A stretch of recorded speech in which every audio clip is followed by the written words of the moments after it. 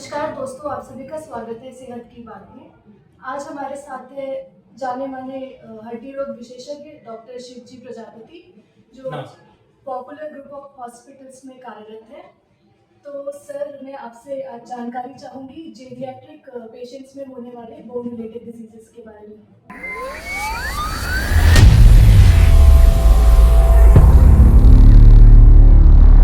चलिए पहले तो मैं आपको धन्यवाद बोलना चाहूँगा मैडम कि आपने हमको जोड़ा अपने चैनल के थ्रू।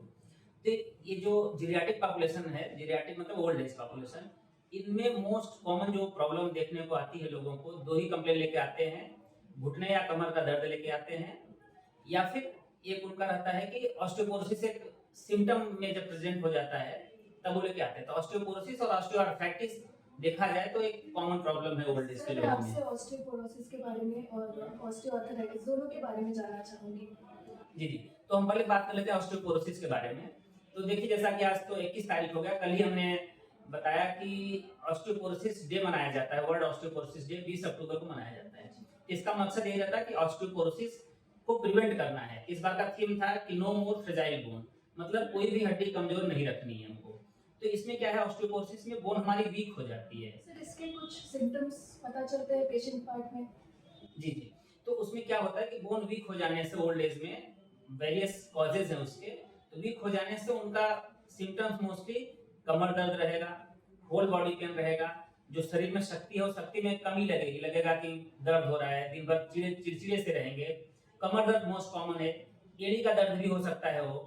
और नॉर्मली जो बोन का पेन होता है, जैसे हम नॉर्मल आपको प्रेस करें तो एक पेन की जो इंटेंसिटी होती है आपको टॉलरेट करने की, वो भी आपकी कम हो जाएगी। और अगर ग्रेजुअली आप ऑब्जर्व करेंगे तो अगर वर्टिब्रल हाइट वगैरह कंप्रेस होने लगे, वर्टिब्रा की हाइट कम हो जाए स्पाइन की हमारे, तो उसमें क्या है कि आदमी फॉरवर्ड बेंड करने लगता है। तो अगर आप ध्यान देंगे तो एक उसका हाइट में भी थोड़ा डिक्रीमेंट हो जाता है। सर, एक चीज़ मैं आपसे जानना चाहूँगी, ये जो स्पॉन्डिलोसिस होता है, क्या इसका भी कुछ ऑस्टियोपोरोसिस वगैरह से कुछ ताल्लुक है, कुछ हाँ, रिलेशन? तो ऑस्टियोआर्थराइटिस तो अलग है, ये जो स्पॉन्डिलोसिस बोला आपने तो ये ऑस्टियोपोरोसिस की वजह से ही होता है। ऑस्टियोपोरोसिस से जब बोन वीक हो जाती है, ऑस्टियोपोरोसिस का मतलब है बोन का वीक हो जाना। ये एक साइलेंट बीमारी है। इनिशियली स्टेज में इसके सिम्पटम्स दिखते भी नहीं है, हमको आपको इसके कुछ सिम्पटम्स नहीं दिखेंगे, लेकिन जब ये ओल्ड एज में एडवांस स्टेज में चला जाता है तो इसके सिम्पटम्स आते हैं। तो कमर दर्द ऑस्टियोपोरोसिस है अगर आपको, तो कमर दर्द उसका एक मुख्य कारण बन जाता है।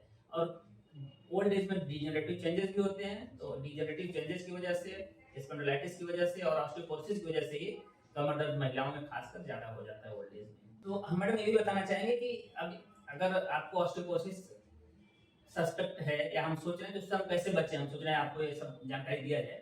सर, मैं आपको थोड़ा इंटरप्ट करना चाहूँगी, इसका डायग्नोसिस पार्ट पे थोड़ा-सा सर प्रकाश अगर डालें तो? जी, देखिए डायग्नोसिस बहुत ईज़ी है इसका, बहुत कुछ एक्सपेंसिव नहीं है। इसमें हम एक बेसिक एक्स-रे कर लेते हैं। एक्स-रे में जो हमारा मेडुलरी कैनाल है और कॉर्टेक्स की जो थिकनेस है एक्स-रे में, वो देख के हम असेस कर सकते हैं कि ऑस्टियोपोरोटिक है या osteopenia, just before stage of osteoporosis there is osteopenia.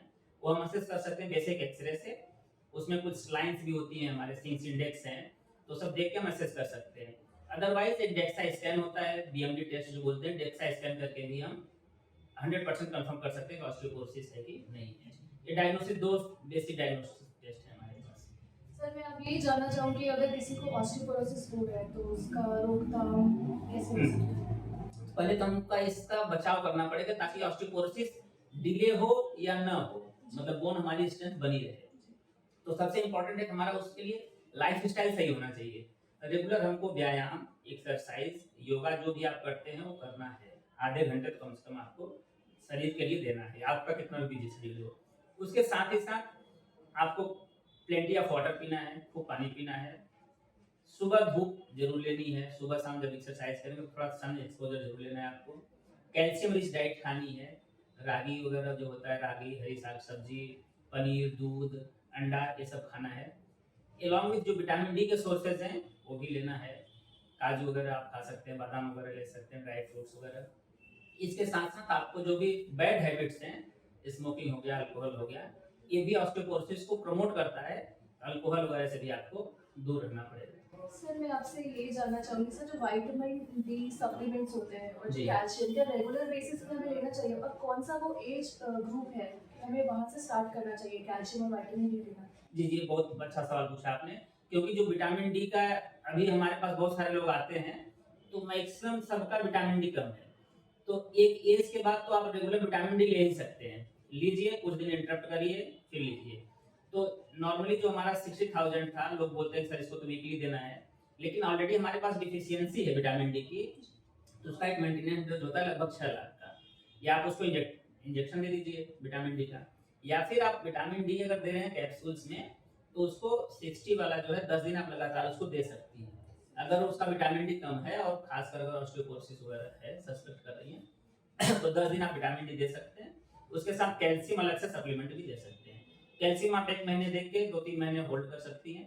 Vitamin D भी सिमिलरली 10 दिन लगातार देकर 2-3 महीने होल्ड करके रेगुलर इंटरवल पे दिया जा सकता है। अगर वुमन खासकर जो लेडीज है वो पोस्ट मेनोपॉजल है, 40-50 साल की उम्र के बाद है, तो डेफिनेटली ये थेरेपी चलनी चाहिए। सर बहुत बहुत धन्यवाद आपका, आपने हमें इतनी महत्वपूर्ण जानकारियाँ दी। तो हम अगली बार फिर से आएंगे अगले टॉपिक पे। आप सभी को धन्यवाद। जी, थैंक यू मैम।